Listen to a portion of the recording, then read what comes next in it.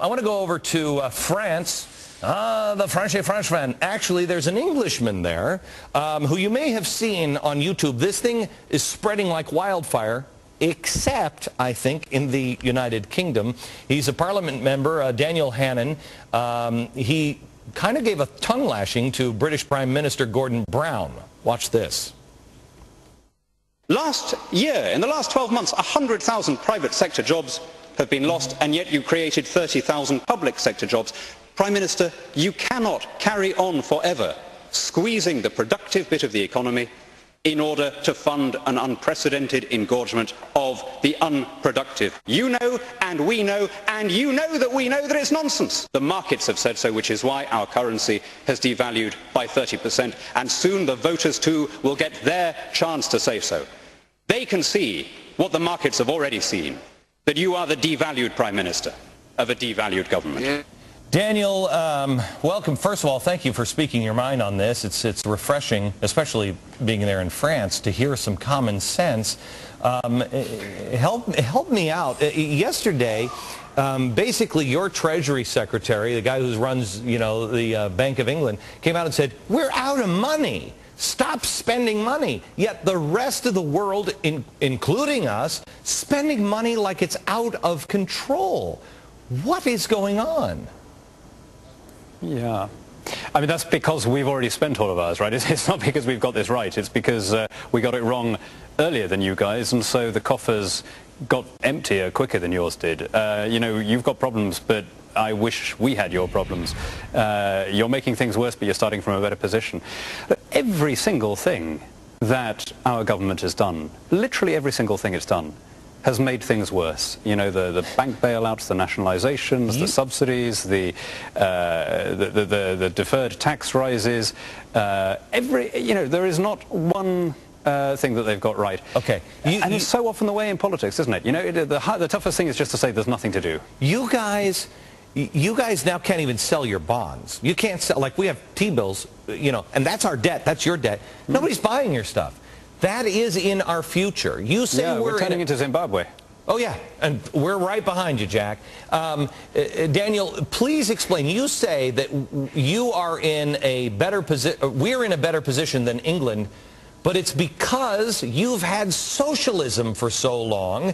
We're now walking through that door like that's the answer to cancer. It's a nightmare. Could you please explain what's in our future if we don't turn around now? Yeah, I love this show. I wish we had TV like this in the UK. You never get a question like that on the BBC. It's just unthinkable. Yeah, the truth is exactly what you say. We had socialism for 10 years. And what this meant is that during the good years, during the years of low inflationary growth, when there was low unemployment and there were big tax receipts, you know what? We increased the deficit. We borrowed more and more every year. So when the tough times came, we had no margin, we had no leeway. And so other countries are in a position, I think it's a mistake, but at least they're in a position to try and spend more now. We already did all that. We blew it all away when we didn't need to. But we were too. We were too. The Republicans were taking us down this road just slower than we're going now. But now we have a Congress and a president that say they're going to create jobs by the government spending money. Could you help us out? For Americans who are like, oh, well, that sounds like a good idea. Could you help us out on how it's worked out in England? Yeah, I mean, well, what happens is that you create all these, what they call government jobs, but which are not really jobs as you or I would understand the word, right? These are not public sector jobs of policemen or firemen or nurses or teachers. These are, liaison officers and outreach workers and local government officials and racism awareness counselors and this great kind of apparatus of the Quango state.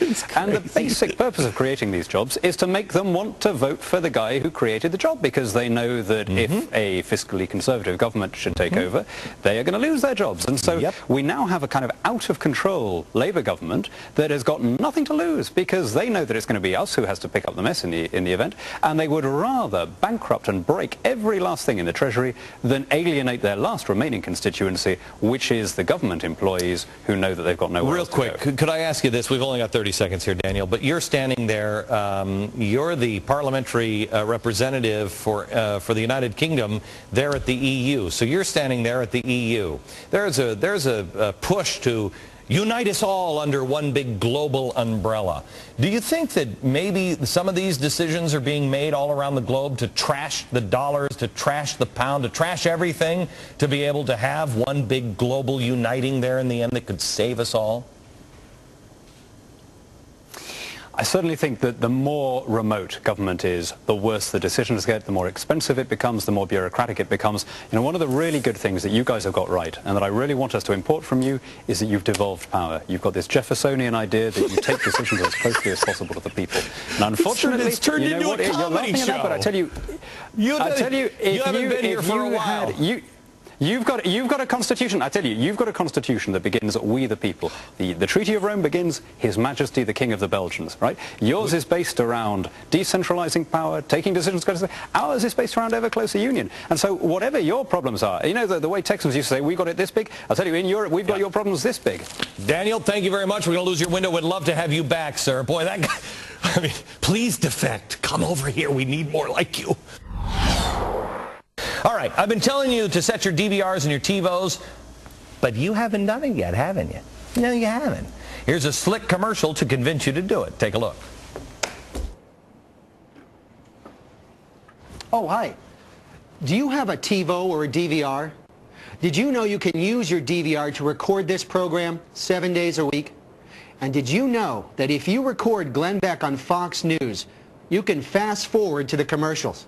That's right, no more long-winded monologues or alarmist tirades or uncomfortable guest questions.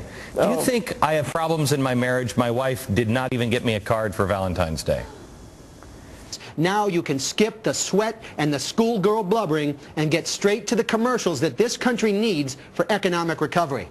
Now, we've all got to do our part in these trying times to help stimulate the economy, so please, record this program, skip straight to the commercials, and help America fast forward to recovery.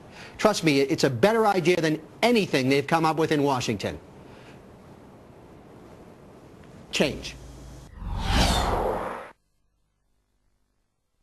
From New York to around the world.